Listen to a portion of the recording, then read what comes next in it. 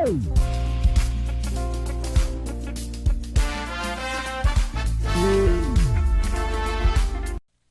the name of the Lord. Hallelujah.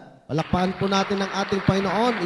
At ito na naman po ang Bread of Life Ministry. At ito po si Pastor Jonathan muli na makakasama niyo po sa panambahan at pagpupuri sa ating Diyos at pangangaral ng salita ng Diyos upang tayo po ay patuloy na lumago at lumalim sa ating pagkakilala sa ating Panginoon.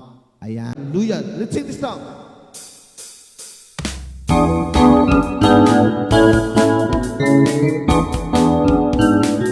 Praise God.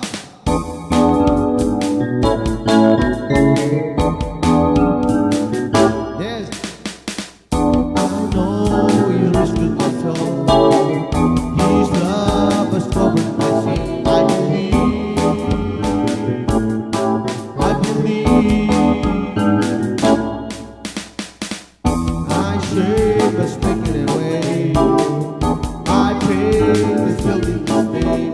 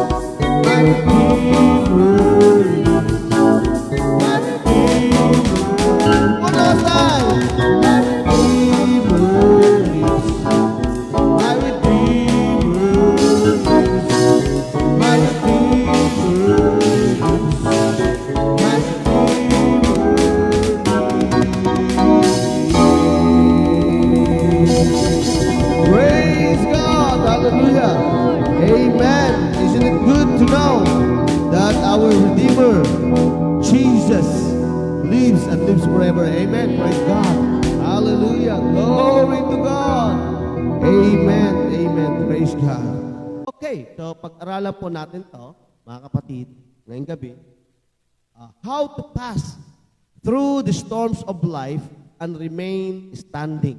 Okay? Papaano makapasa, mapagtagumpayan, okay, malusutan, okay, ang mga unos ng buhay at mananatiling nakatayo. Katulad po ng isang mga puno, mga kapatid. Kung ang puno, kung katulad natin na puno ay saging at dumating na malakas na ulan at bagyo, may possibility po at malaking posibilidad na babagsak po tayo. Di ba? Katulad ng saging, madaling bumagsak. Ayan. Okay? Pero kapag ang puno ay katulad po ng nara, ayan, matibay na klase ng kahoy, mga kapatid, ay nakakatindig po yan. Okay? Sapagkat malakas, matibay, ayan, na klase ng kahoy. Now, ngayong gabi, mga kapatid, alam ko po, lahat po tayo na mananampalataya ay dumadaan sa maraming unos o storms of life. And the good thing is, we still remain standing. Pero sa gabing ito, nais po natin sagutin yung tanong na, how to pass through the storms of life. Now, titignan natin, mga kapatid. Okay, in Matthew chapter 7, verses 24 to 27, it says, "Therefore, everyone who hears these words of mine and puts them into practice is like a wise man who built his house on the rock. The rain came down, the streams rose, and the winds blow and beat against the house, yet it did not fall, because it had its foundation on the rock. But everyone who hears these words of mine and does not put them into practice is like a foolish man who built his house on the sand. The rain came down, the streams rose, and the wind blows and beat against that house, and it fell with a great crash." Salamat po sa Panginoon sa nabasa na salita ng Diyos, mga kapatid. Sa kabila ng mahihirap na pagsubok at hamon ng buhay, una po ay kailangan natin iangkla ang pag-asa ng ating buhay sa bagay na tatagal at magpakailanman. Sabi po ng Bible, dalawa po ang comparison po dito ng Panginoong Hesus nung nagtuturo siya diyan. Okay? Ang isang wise man and foolish man. Okay? Okay, unahin po natin doon sa foolish. Okay? Ang sabi po ng Bible, yung pong mangmang na tao na kapag nagtayo siya ng bahay, ay itinayo niya ang kanyang bahay sa buhanginan. At pag dumating po ang matinding unos o bagyo, malakas na hangin, ulan, sabi po ng Bible, lalagpak, babagsak, at mawawasa. Yun po ang mangyayari doon. Of course, he's referring to our faith.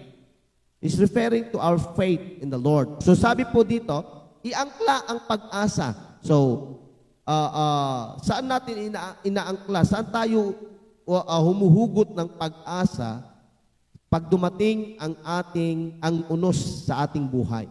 Okay? Of course, sabi po doon sa Bible, yung wise man, okay, ay yun daw po yung tao na kanyang itinatayo ang kanyang bahay sa matibay na pundasyon. Okay? Okay, tignan natin. Ito po tayo po is referring to a house. Okay? But pinupunto nyo rito yung pananampalataya natin bilang mananampalataya. Okay? Na yung pong, pag nagtayo daw po tayo ng bahay, siguradong ang pundasyon ay matibay. Nakapundasyon sa matibay at tatagal na pundasyon. So, ang sinabi ng Bible, isa pong matalino yung taong na yun. Okay? Siyempre, ang sinasabi ng Panginoong Hesus dito, lahat po tayo dumaraan po doon sa unos ng buhay. Sa bagyo, sa hangin, okay? At sa ulan. Yun po ang tinutukoy po doon na bagyo, mga kapatid. Even the disciples, na-experience yan nila. Kasama na nga nila ang Panginoon, pero naranasan pa rin nila. It's not an exemption na kapag kasama nila ang Panginoon, wala nang bagyo at unos na buhay. Hindi po. Mayroon at mayroon po. Sapagkat ang Diyos ay pinapahintulutan niya ito upang tayo po ay matuto. Okay? Sapagkat ang sinabi ng Bible, yan, na sabi po ng banal na kasulatan, ang halintulad po dito, sabi niya, ang isang matalino ay yung tao daw po na nakakarinig ng salita ng Diyos at kanya itong ini-a-apply. Kanya itong ginagawa sa kanyang buhay. Okay? Nandoon yung desire niya na sundin ang salita ng Diyos. Ika nga yung kanta natin doon kanina na why have you chosen me? Bakit ako ang pinili mo, Panginoon? Sa dami-daming milyon-milyon na iyong mga anak, ako pa na pinatawad mo. Okay? Ako pa na iyong iniligtas. Ganon. So, sabi doon, sa kabila na yun, sabi nung awitin natin kanina, Lord, tulungan mo ko na ibigay ang aking buhay sa inyo at paghihirapan ko na sundin ang iyong mga salita. Your words I will strive to obey. Ayan. Yun po ang sabi ng Bible. So, mga kapatid, yun po yung wise. Yun po yung taong pumapasa doon sa unos at bagyo ng buhay. Yung isang taong matalino sapagkat nagtatayo siya ng kanyang bahay doon po sa matibay at tatagal na pundasyon. Okay? Pangalawa ay tinutukoy niya po doon ay yung taong sumusunod sa kalooban at sa salita ng Diyos. Okay? So, kapatid, saan natin iaangkla ang pag-asa natin sa panahon po ng unos at bagyo ng ating buhay? Ang ibig sabihin ng unos at bagyo, problema po sa buhay. Mga karanasan, ito po yung mga pangyayari na alam natin hindi maganda. Okay? Saan natin iaangkla? Okay? Ito po ay iangkla natin ang ating pag-asa, hindi sa tao. Hindi ho natin iaangkla ang ating pag-asa sa mga kilalang tao o sa bagay, sapagkat ang bagay, sabi ng Bible, they are just a temporary lang po yung mga bagay na yan. Okay? Naakala natin, pag marami na tayong pera, ay hindi na tayo dadaan sa matinding pagsubok. Si Job nga, mga kapatid, mayaman siya. Hindi lang mayaman, napakayaman niya during his time, during those days. Pero dumaan sa unos ng buhay sapagkat pinahintulutan ng Panginoon ito. Upang sa ganun, lumabas yung talagang nandoon na genuine heart ni Job. Ano yung genuine heart ni Job na lumabas doon? Una, ay alam niya kung saan galing ang mga mayroon siya. Pangalawa, alam niya kung anong kalalagayan niya kung mayroon o wala sa kanya itong mga bagay na to. Kaya sabi ni Job ay, ang Diyos ang nagbibigay at ang Diyos din ang kumukuha. Hubad ako na lumabas sa mundong ito, hubad din akong babalik sa Diyos. Purihin ang Diyos. Ayan, yun po yung napakaganda. Okay? So, inangkla niya yung kanyang pag-asa hindi doon sa mga nakapaligid sa kanyang mga kaibigan. Hindi niya inangkla yung kanyang pag-asa doon sa mga kung anong mayroon siya. Hindi niya inangkla ang kanyang pag-asa doon sa kanyang pamilya. Inangkla niya ang kanyang pag-asa sa Diyos. Sapagkat alam niya na kapag inaangkla niya, okay? Inaangkor niya ang kanyang pag-asa, ang kanyang hope during the storms of life, mga kapatid, ay alam niya na ito'y tatagal. Siya po, isang halimbawa na tumindig sa kabila ng maraming unos sa kanyang buhay. Okay? So mga kapatid, ang sabi ng Bible, do not be foolish but be wise. Be wise. Gayahin po natin. Paano tayo maging wise, mga kapatid? Sabi po ng Bible, ang nakikinig sa salitang ito at sinusunod nila ito, ayan, sila yung matatalinong tao na nagtayo ng bahay sa ibabaw ng bato. Okay? Now, doon naman sa foolish, sa mangmang, pag dumarating ng pagsubok, bumabagsak. We cannot judge those people na ganon, mga kapatid. Pero mga kapatid, dinidil sila ni Lord. Kaya nga lang, in that time, dahil po, naririnig nila ang salita ng Diyos, pero hindi nila kasi sinusunod ang salita ng Diyos. Yun ang kahibahan sa mga wise men na pumapasa sa mga unos sa buhay because they obey God's word. Ayan. So, ano sabi ng Bible? 2 Corinthians 5:1, for we know that when this tent we live in, our body here on earth, is torn down, God will have a house in heaven for us to live in, a home He Himself has made, which will last forever. Ano tinutukoy dito na Apostle Paul? Tinutukoy dito na Apostle Paul, bagamat itong tent na to, itong katawan, itong flesh na katawan ho natin, okay, na minsan pinaggagastusan pa natin para mapanatili yung kagandahan, kagwapuan, kasigan, okay? Mga kapatid, darating ito yung panghihina, okay? Itong katawan na to ay mawawala yung kanyang lakas.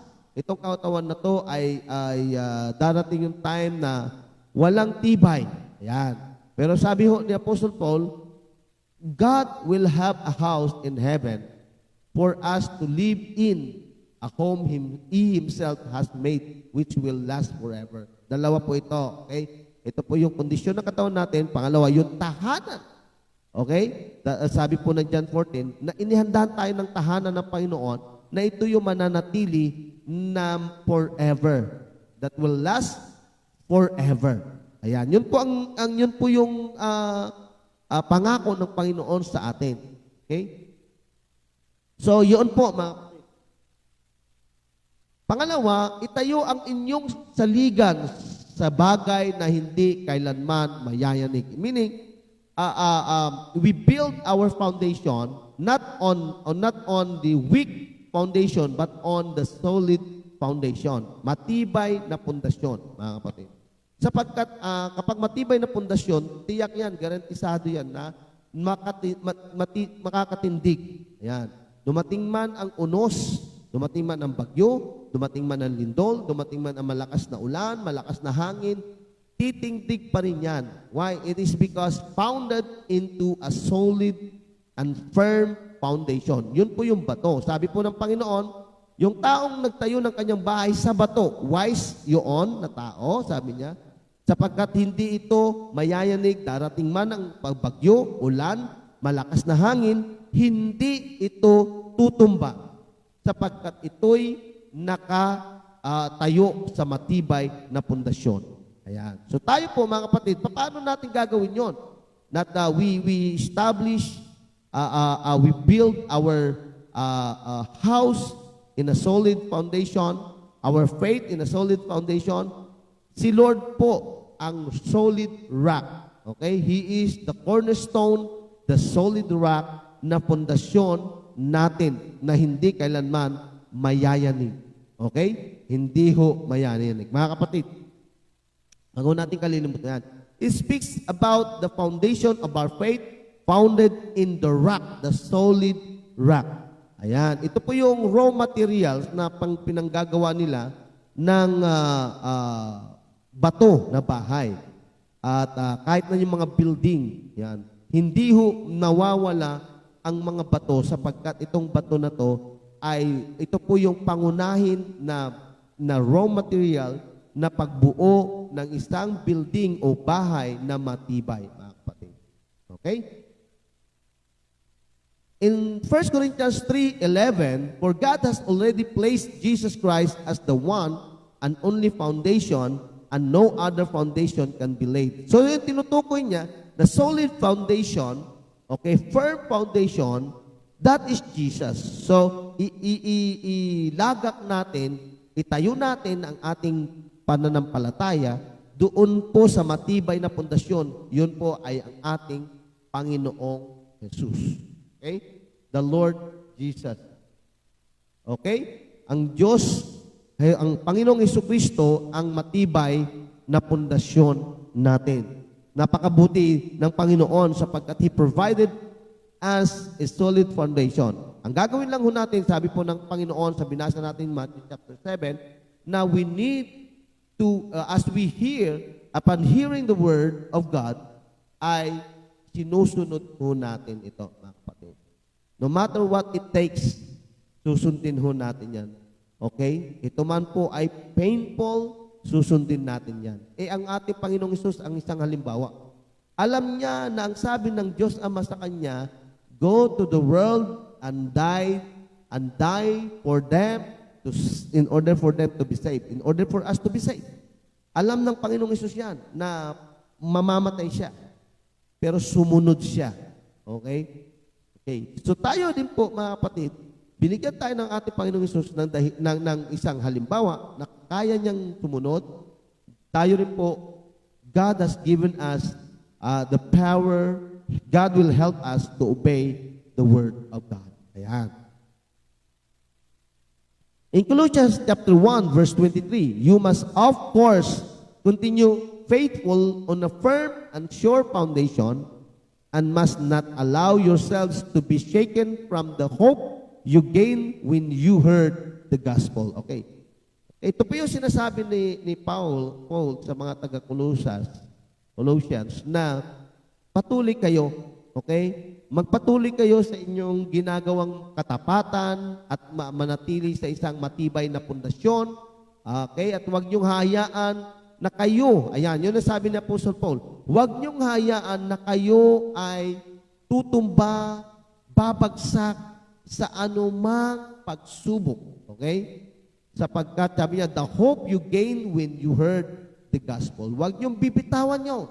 Huwag niyong bibitawan, dumating man ang maraming pagsubok sa buhay, kapatid.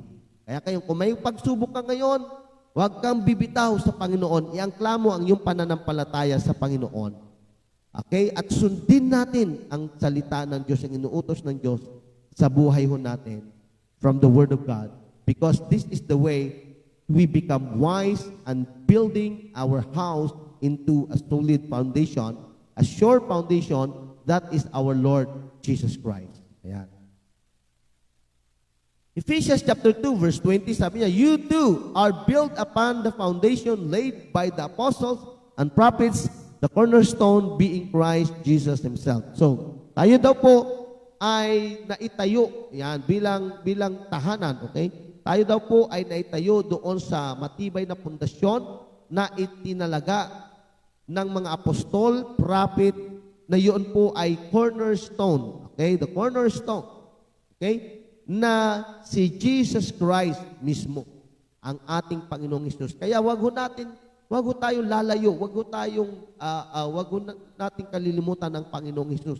Because Jesus is our all and all we need in our lives. He is our all we need in our lives. Okay? Nothing less. Wala na po, mga kapatid. Si Jesus lang po. Now, paano itatatag ang ating buhay kay Jesus? Yun ang tanong. Paano natin itatatag ang ating buhay? How to build our lives, okay, to Jesus. Number one, listen to God's Word. Okay? Makinig tayo. Number two, obeying what we learn from God's Word. We need to obey. Okay? Mahirap man ito sundin. Sabihin natin, Lord, tulungan mo ko na sundin itong salita mo. Mahirap man ito, pero sundin ito. Okay? What is the Word saying to me? Ano ba ang sinasabi ng salita ng Diyos sa akin pag nagbabasa tayo? Kung mayroon tayo napapakinggan, katulad ngayon, mga kapatid, ano ba ang sinasabi ng Panginoon sa atin? Okay? Hindi ba nakapundasyon ng ating pananampalataya doon sa solid foundation?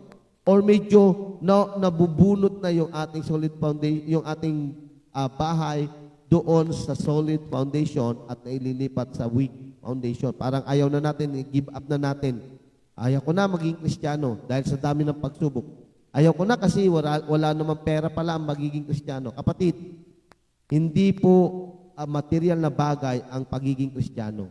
Ang pagiging Kristiyano ay relasyon sa Panginoon. Ito po ang mahalaga, okay? When you have a relationship with the Lord, it is the Lord's responsibility to meet all your needs. Bakit ko nasasabi to? Kung titingnan natin sa Bible, lahat po ng mga lingkod ng Panginoon sa Bible, hindi niya po pinaranas ng gutom. Lahat po na nag-provide, lahat po na ibinigay ang kanilang buhay sa Panginoon, hindi ho sila pinabayaan ng Panginoon. Kaya nga sabi ng Hebrews, sa conclusion niya, sabi niya, Jesus is the same yesterday. If He provides yesterday for His people, He can provide today for us. And He can provide for our future. Yung mga anak natin, yung mga apo natin, He can provide. Yan. Okay? So kaya natin patuloy ho tayo kung ano yung sinasabi ng Panginoon sa buhay natin ngayon, iangkla lang natin ang ating pag-asa. Next, is there any sin in my life that the Word is showing? Sa pagkakataon ito, mayroon bang kasalanan sa aking buhay na ito ay tinutukoy ng salita ng Diyos? Ayan. We need to repent. Is there any command? May utos ba ang Diyos sa akin na gagawin ko? Ayan. Okay? So, nais ko po pasalamatan yung mga kapatid natin sa Panginoon na even though they are not really connected to me sa matagal na panahon, pero the Lord spoke to them and they obey the Lord. Okay? Kaya pagpalain ng Panginoon ang mga buhay niyo, mga kapatid, sapagkat you listen to the voice of the Lord, to the word of the Lord, to the leading of the Lord. Hallelujah. Okay, pangatlo po, asahan na ang unos ng buhay ay hindi may iwasan. Ulan, baha, at hangin. Okay? May iwasan. Okay, so, as a believers, in order for us to grow in our faith, expect. But do not focus. Okay? Iba ko yung nakafocus tayo sa pagsubok na, may pagsubok na naman ako bukas. May pagsubok na naman sa susunod na araw. Hindi po. Do not focus on the problem, yung mga unos sa buhay, but expect. Asahan mo na sa buhay natin ay mayroong unos sa buhay. Pero tandaan natin, God allows it to happen so that our faith be tested into a genuine faith. Okay? Pangalawa po ay inaalaw nyo ni Lord kasi nga alam niya, sure si Lord, na hindi ho tayo lalaglag. Sapagkat alam niya na tayo po nakapundasyon doon sa matibay na pundasyon, which is the Lord Jesus. Nung tinanggap natin si Jesus Christ as our Lord and personal Savior sa buhay natin, ay nakatayo na tayo sa matibay na pundasyon. Para lumalim ang ating pundasyon, kailangan lang natin sundin ang mga salita ng Diyos. Okay? Sundin natin ang mga salita. Expect ang ulan. Okay? Expect ang baha. At expect ang hangin. Okay? Yun po yung mga inaasahan. Asahan natin. Pero wag pumokos. But rather, focus on our God. Focus on the solid foundation that is our Lord Jesus Christ. Ayan. Yan po ang kailangan natin gawin. In Hebrews chapter 12, verse 27, the words once more plainly show that the created things will be shaken and removed so that the things that cannot be shaken will remain. Ito po ang sinasabi ng Panginoon. Once more, sabi ng Panginoon, kasi sinake niya ang heaven, sinake niya ang earth, sabi niya, minsan pa ay yayanigin ko ang mundo sapagkat ang mga bagay, ang langit at ang mundo, sapagkat ang mga bagay na maalis ay ang mga bagay na hindi permanente ay maalis. Okay? Sabi niya, things will be shaken and removed. Yan, matatanggal yung mga hindi talaga kasama doon. So that the things that cannot be shaken, yung mga bagay na hindi kailanman mayayanig ay mananatili. That is including you, including me, because of the faith, because of our relationship with the Lord, because of the solid foundation that we are built on. Okay? Nakatayo tayo sa matinding pundasyon. Yan ay ang ating Panginoong Hesus. Okay, pang-apat, humapit ng maigpit sa pangako ng pag-ibig ng Diyos kahit sa panahon ng masalimuot na buhay. Okay. Akala natin hindi na tayo Kristiyano kapag ang Kristiyano po, ang isang tao na may pananampalataya sa Panginoon at dumadaan sa masalimuot sa buhay. Alam niyo na po kung ano ibig ko sabihin na masalimuot. And people, ito po nakakalungkot, people or Christian, they judge us. They judge you. They judge other Christians. Na, ay, ito pala, masama yung pinagdaanan niya. Ay, masama pala yan. No, hindi po. Mayroong inaalaw po ng Panginoon yon. Okay? Gaya nung pinag-usapan natin, as a detour, okay, sa liko, isang paglikuan, okay, as a detour sa buhay ho natin, upang sa ganon ay lalo ho tayong matahak, lalo natin matahak yung plano ng Diyos sa buhay natin. Okay? Ang gagawin lang natin, kumapit tayo doon sa pangako na pag-ibig ng Diyos. Before we love the Lord, remember this, the Word of God says, He first loves you. At ang sabi ng Romans chapter 8, that no one can separate you from that love of God. Kailangan mo lang maintindihan at kailangan mo lang maalala lagi na kapag may unos sa buhay, may Diyos na nagmamahal sa iyo at walang makakapaghiwalay sa iyo sa pag-ibig ng Diyos.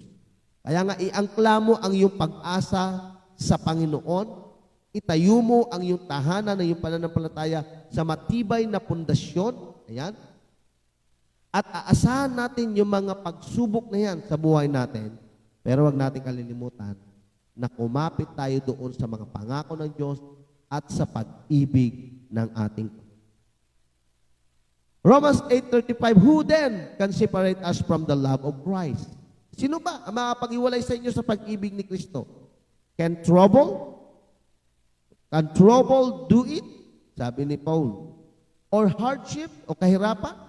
O persecution, o gutom, o kahirapan, o danger, panganib, o kamatayan.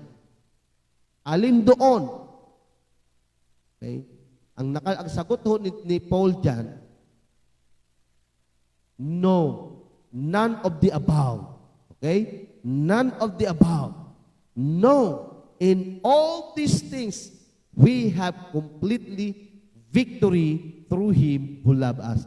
Mantayin mo, mga kapatid, because of the love of the Lord, those things, those trials, those storms of life cannot separate us from the love of God. Kaya nga po, kumapit lang tayo doon sa pag-ibig ng Diyos.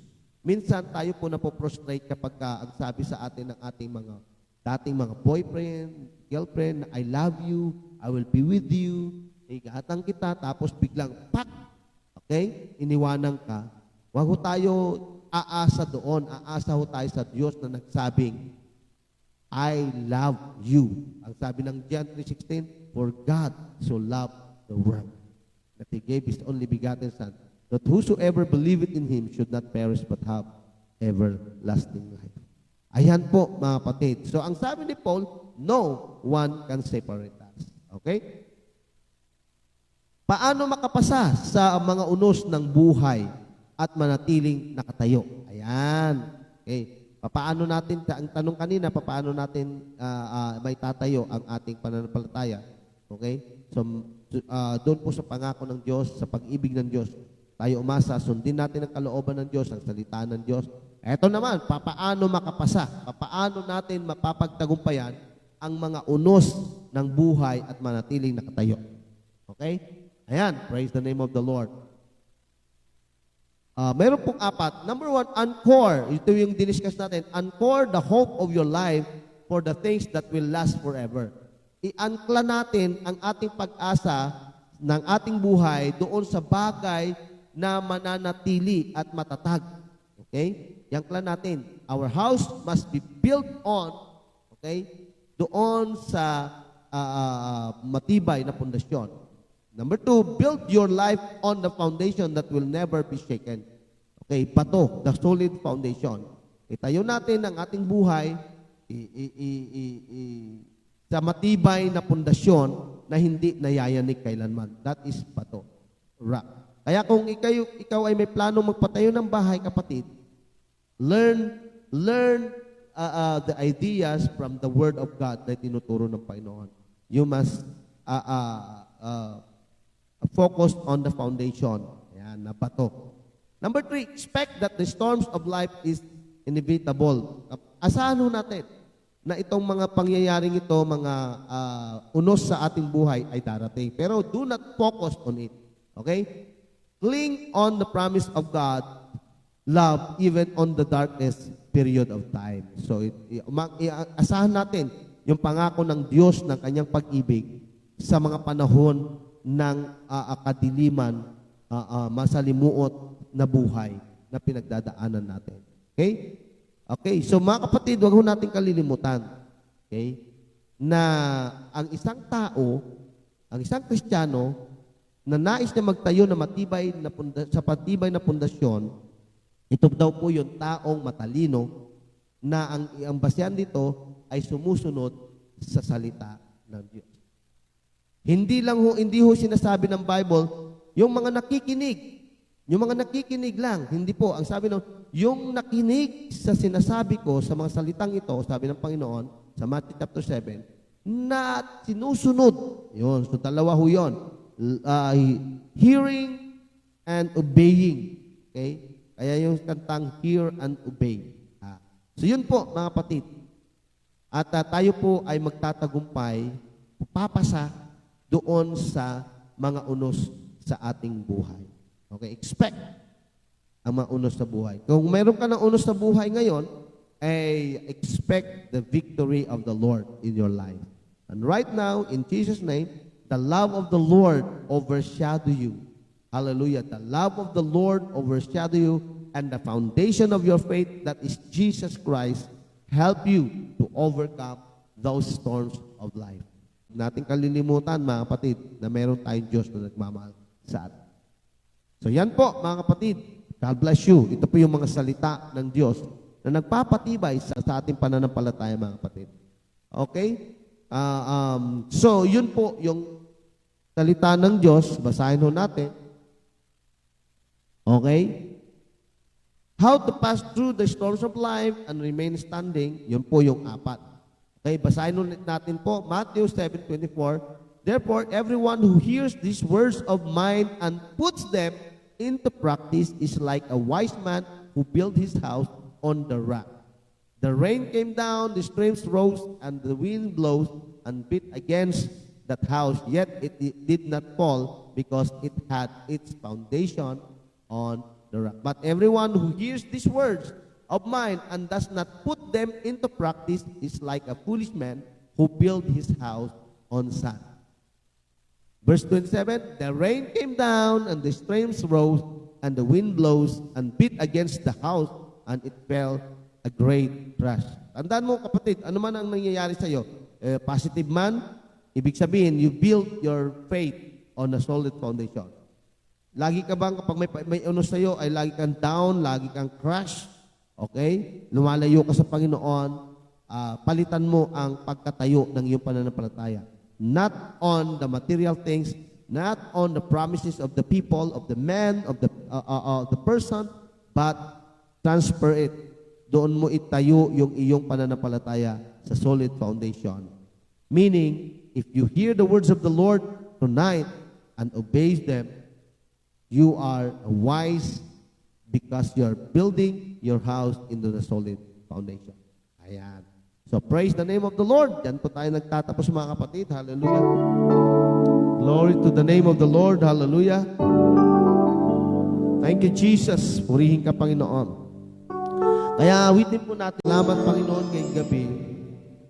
Sapagkat natutunan namin, Panginoon. Dumating man ang unos sa buhay namin, Panginoon. Kami po ay papasa sapagkat amin pong inangklang aming pag-asa sa inyo, Panginoon. Itinayo ang aming pananampalataya sa sulit na pundasyon. Yan ang aming Panginoong Hesus. At Panginoon, hallelujah, kami po ay umaasa sa mga pangako ng iyong pag-ibig, Panginoon, that no one can separate us from your love. Ngayong gabi, Panginoon, patuloy kang mangusap sa aking mga kapatid, sa mga nanunood, Panginoon. I pray that you will extend, Father God, Lord, your presence, Lord God, your favor, Lord God, in Jesus' name. Ano man, Panginoon, kanilang mga pinagdadaanan, Panginoon. Alam po namin, Panginoon, na sila po ay makapapasa. Sila po ay magtatagumpay sapagkat, Panginoon, nandiyan ka na aming Diyos na nagmamahal. Sapagkat ang Panginoong Hesus, na aming Panginoon tagapagligtas, ay ang aming pundasyon na matibay na kailanman hindi nayayari. Ngayong gabi, Panginoon, I pray that you will encourage, Panginoon, ang aming mga kapatid na napapanghinaan ng loob, na Panginoon, because of your love, because of your mighty presence, Father, they will pass through the storms of life. Ngayong gabi, Panginoon, pagpalain niyo ang bawat sa amin, Panginoon. In Jesus' name, Amen. Amen. Praise God. Hallelujah. Nice ko pong encourage po kayo na mag-subscribe sa ating YouTube channel po, Pastor J.A. Ayan. Sa mga nag-subscribe na, thank you very much. Ayan, purihin ang Panginoon.